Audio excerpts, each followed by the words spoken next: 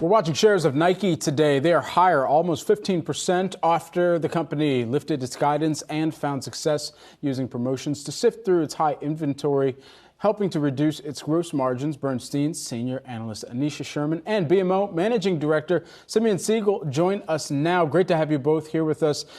Simeon and Aneesha, perfectly kind of indicative of this broader kind of retail segment is some of the issues that we've seen on the inventory side. If there's anything, Aneesha, that you take away from this report and look across the broader retail sector to signal that some of the inventory concerns may be starting to abate, if what's true for Nike, is that true for the rest of the industry too, or is it different?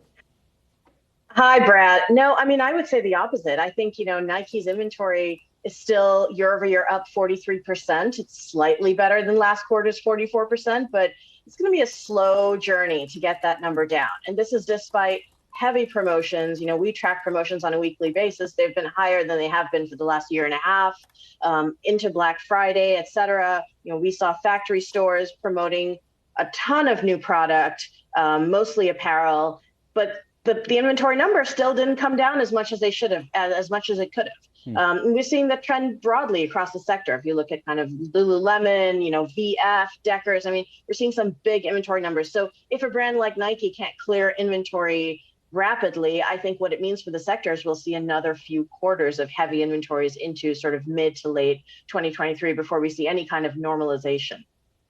And Simeon, I've been interested about where Nike was selling, where it was working down that inventory, right? The direct channel versus the wholesale channel and what we can expect there going forward. What did you observe on that front?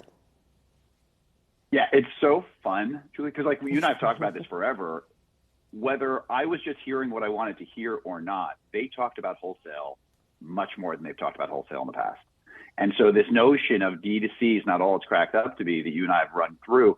I think we're seeing a return to wholesale, which, by the way, I think most people are trained to think is bad. I think is great. I think we know that wholesale is a healthy channel. And so I think to Aneesha's point, what's so fascinating about this, and it echoes the fun times we've had about the Lululemon belt bag, it looks like they did not clear through a lot of inventory, and yet their revenues were through the roof. And so this notion of it, we'll find out later what the North America inventory looks like. On the call, the company talked about having units down mid-teens in apparel through sequentially. So they are selling something. But what's just so interesting is in this world where we're seeing top line pressures, Nike, despite not working down that inventory, is seeing a huge revenue growth number. And that probably was boosted by the wholesale. Aneesha, Nike talked a lot about this last night on the call, 160 million members. How do you read that, and how is that, I guess, audience impacting this business? Yeah, I mean, I'm actually very bullish on their prospects for DTC and particularly digital. We did see wholesale rebound this year, but I think it was partly lapping a very weak wholesale quarter last quarter. But I think what makes me bullish about Nike over the medium term is the fact that this is the biggest, most scaled up brand, and this is the brand that's in best position to grow its own customer base. And they've been doing that. If you look at the numbers through COVID, they've actually accelerated, not just grown, but grown at a faster pace than they were pre-COVID.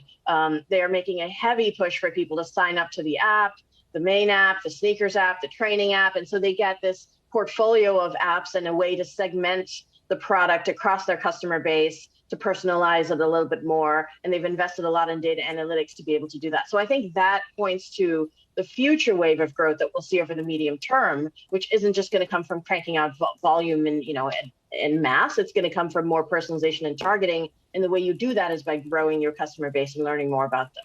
So I'm quite optimistic about that data point. Simeon, we had a conversation with a guest towards the end of the summer who talked about, or at least forecasted, a sneaker super cycle. Is the results here indicative of a sneaker super cycle? And even if so, what does that mean for not just Nike, but for the rest of the industry? And could that kind of wither in the face of a recession? But first say sneaker super cycle 10 times fast before you answer us, Simeon. Sneaker super cycle, Simeon Siegel. We love our S's. Listen, they added $1 billion to footwear in North America year over year this quarter. That is a lot. And to Aneesha's point, that's a lot for a company that is already so large. So I think what we need to internalize, I don't know what a sneaker super cycle looks like, and nor do I know what the tongue twister will sound like, but they are showing us. And this conversation, and like, I feel like when Sazi talks about members, I feel like I want to see what's on his shoes, what's on his feet right now, because we're all Nike members, right? And whether we've given them our name or not, we are Nike members. And so I run through, like, someone I was talking to, an investor today who said to me, Nike has more members than Costco. And I said, yeah, but Costco members pay for that, right? And so I'm a little bit more focused on the revenue opportunity. I'm more focused on watching what they're actually putting up than thinking through what that really means. Because when you are Nike size, you better be speaking to everyone in the world, and they kind of are. And that was what was so interesting when you look at the footwear versus apparel here and in China, because, like, I'm sure we'll get to China, but I thought the disparity where supposedly they're losing all this share in China footwear, apparel was down. China footwear was up, I think, 21% constant currency. It was a big number.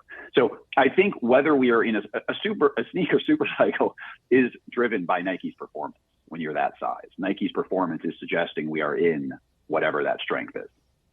Sneaker super cycle, maybe. All right, guys, you guys are gonna hang out, because we are gonna continue this discussion in just a moment with Aneesha, Sherman, and Simeon Siegel, and get their hot takes on the year ahead for retail, not just for Nike, but for the sector overall.